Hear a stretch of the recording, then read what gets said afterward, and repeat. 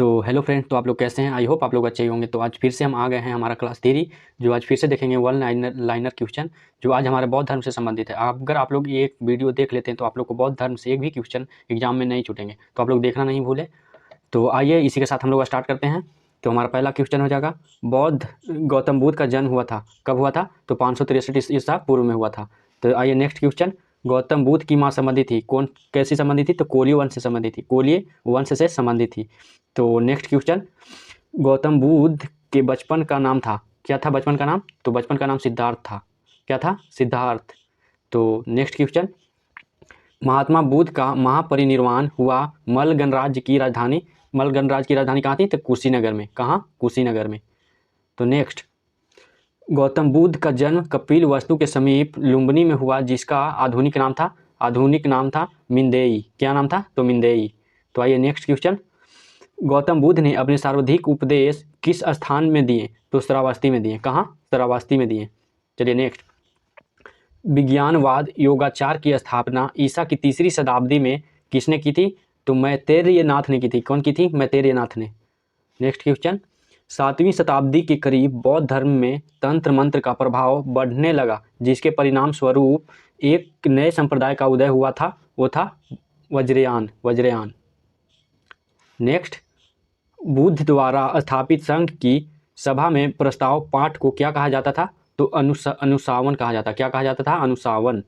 Next, किस स्थल पर बुद्ध ने सर्वप्रथम तपस्या की थी? तो उरुवेला में की थी। कहाँ? उरुवेला में। नेक्स्ट क्वेश्चन, बुद्ध कौशाम्बी आए थे उदयन के राज्यकाल में। किनके राज्यकाल में? उदयन के राज्यकाल में। ये में मोस्ट वीवीआई क्वेश्चन है, तो आप लोग जरूर नोट करें। तो नेक्स्ट क्वेश्चन, प्रथम बौद्ध समिति का आयोजन हुआ था, तो अजात शत्रु के शासनकाल में हुआ था। किसके शासनकाल में? तो अजात शत्रु के शासनकाल में हुआ। नेक्स्ट क्वेश्चन, द्वितीय बौद्ध समिति का आयोजन किया गया था, तो कालाशोक ने। कौन? कालाशोक।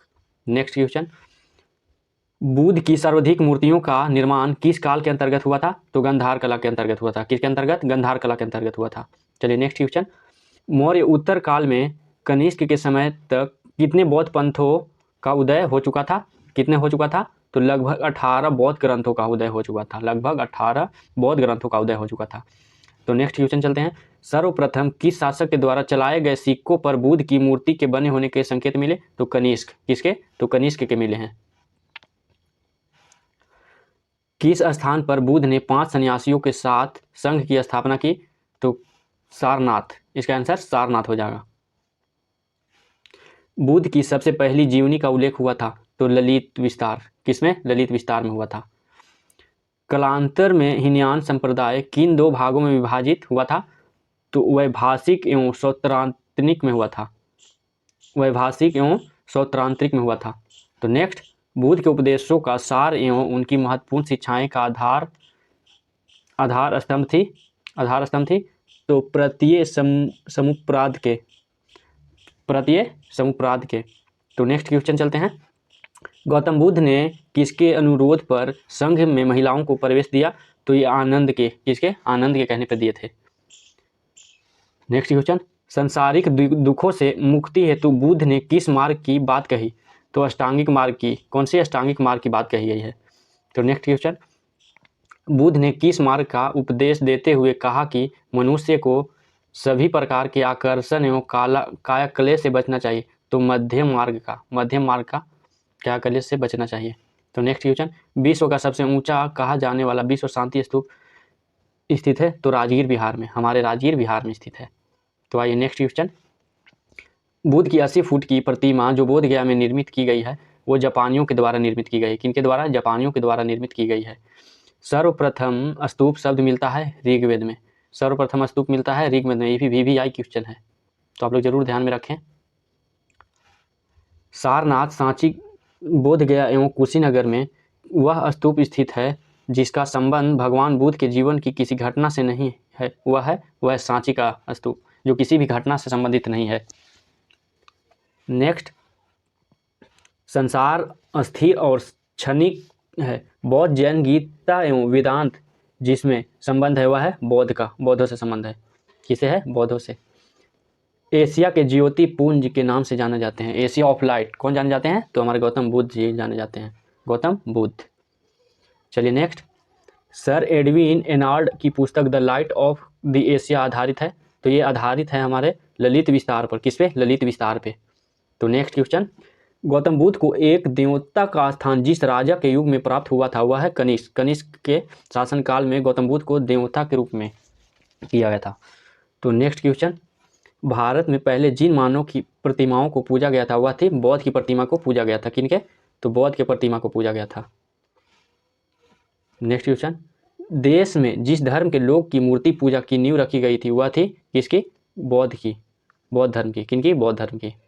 चलिए नेक्स्ट क्वेश्चन, गंधार शैली की मूर्ति कला में बौद्ध के सारनाथ में हुए प्रथम धर्मोपदेश से संबंध प्रवचन मुद्रा का नाम था, तो क्या था? कुषाण काल में। कुषाण काल में। किसमें? कुषाण काल में। तो आइए नेक्स्ट क्वेश्चन, भगवान बुद्ध की प्रतिमा कभी कभी एक हस्त मुद्रा युक्त दिखाई गई है जिसे कहा जाता है, क्या कहा जाता है? भूमि स्पर्धा मुद्रा। क्या? भूमि स्पर्धा मुद्रा। तो आप लोग साथ साथ जरूर बोलें, जो बोलने से आप लोग को याद होगा। तो अगर आप लोग को सेशन अच्छा लग रहा होगा तो लाइक जरूर करें। तो आइए नेक्स्ट, भूमि स्पर्श मुद्रा की सारनाथ बुद्ध मूर्ति संबंधित है, तो गुप्त काल से संबंधित है। किससे? गुप्त काल से संबंधित है। महायान बौद्ध धर्म में संबोधित अवलोकितेश्वर को एक और किस अन्य नाम से जानते हैं, तो पद्म पानी के नाम से जानते हैं। बुद्ध का अंतिम वर्षाकाल कहाँ बीता था, तो बुद्ध के उपदेशों का संग्रह पाटलिपुत्र में। कहाँ? बुद्ध के उपदेशों का संग्रह पाटलिपुत्र में। नेक्स्ट, अशोक राम विहार स्थित है, तो ये पाटलिपुत्र में है। ये पाटलिपुत्र में है। सॉरी, एक क्वेश्चन हमारा छूट रहा है, तो इसको भी देख लेते हैं। बुद्ध का अंतिम वर्षाकाल कहाँ बीता था, तो बुद्ध के उपदेशों का संग्रह पाटलिपुत्र में। सॉरी, इसको भी देख लिए। चलिए आइए नेक्स्ट, हीनयान अवस्था का विशालतम एवं सर्वाधिक विकसित शैलीकृत चयकृत स्थित है, तो कार्ले में। कहाँ? कार्ले में। सॉरी,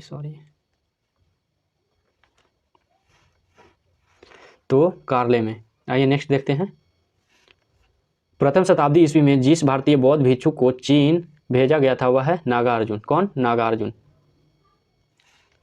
शून्यता के सिद्धांत का सर्वप्रथम प्रतिपादन करने वाले बौद्ध दार्शनिक का नाम था, वो उनका नाम था नागार्जुन। क्या? नागार्जुन। चलिए नेक्स्ट, नागार्जुन जिस बौद्ध संप्रदाय के थे वह थे माध्यमिक। कौन से? माध्यमिक संप्रदाय के थे वो। विक्रमशिला वाराणसी, गिरनार एवं उज्जैन से बौद्ध शिक्षा का केंद्र है विक्रमशिला विश्वविद्यालय जो हमारे बिहार में है। चलिए, वल्लभी विश्वविद्यालय स्थित है गुजरात में। कहाँ? गुजरात में। चलिए नेक्स्ट, नालंदा विश्वविद्यालय के स्थान का युग है गुप्त। किसका? गुप्त। चलिए नेक्स्ट, नालंदा विश्वविद्यालय के संस्थापक कुमार गुप्त है। ये मोस्ट VVI क्वेश्चन है, हमेशा एग्जाम में पूछे जाते हैं, तो आप लोग ध्यान जरूर दीजिएगा। नेक्स्ट, नव नालंदा महाविहार विख्यात है पाली अनुसंधान संस्थान के। चलिए तो नेक्स्ट, बौद्ध धर्म और जैन धर्म दोनों के समान रूप में विद्यमान है, तो ये देख सकते हो आप लोग।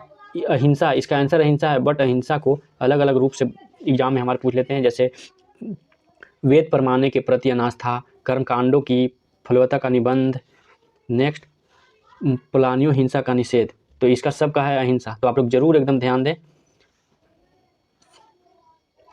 जरूर आप लोग ध्यान दें। तो आइए अब हम देख लेते हैं थोड़ा वस्तुनिष्ठ प्रश्न, जो आप लोग कमेंट बॉक्स में जरूर आंसर इसका बताएं। तो फर्स्ट क्वेश्चन है, निम्नलिखित युग्मों का विचार कीजिए।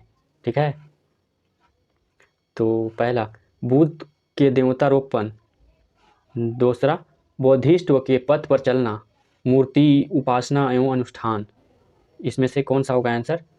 तो ऑप्शन ए केवल एक, ऑप्शन बी 1 और 2, ऑप्शन सी 2 और 3, ऑप्शन डी 1, 2 और 3। तो आप लोग कमेंट बॉक्स में जरूर आंसर बताएं। एक बार फिर से क्वेश्चन देख लें, निम्नलिखित युग में विचार कीजिए। पहला बौद्ध के देवत्वारोपण, बौद्धिष्ट के पथ पर चलना, मूर्ति उपासना तथा अनुष्ठान, और देख सकते हो आप लोग UPSC में पूछा गया है प्री 2019 में। और क्वेश्चन नंबर सेकेंड, भारतीय इतिहास के संदर्भ में निम्नलिखित में से कौन सी भावी बुद्ध हैं जो संसार का रक्षा हेतु आविष्कृत होंगे? तो इसका ऑप्शन देख सकते हो आप लोग के सामने दिख रहा होगा, तो कमेंट बॉक्स में ज़रूर बताएं। और ऑप्शन नंबर तीसरा, गौतम बुद्ध का जन्म कब हुआ था? तो आई होप आप लोग का सेशन अच्छा लगा होगा। तो जो भी चैनल पे नए हो चैनल को सब्सक्राइब करें और लाइक करें, और आप लोग ज़रूर से ज़रूर शेयर करें। तो फिर मिलते हैं नेक्स्ट वीडियो में। आज के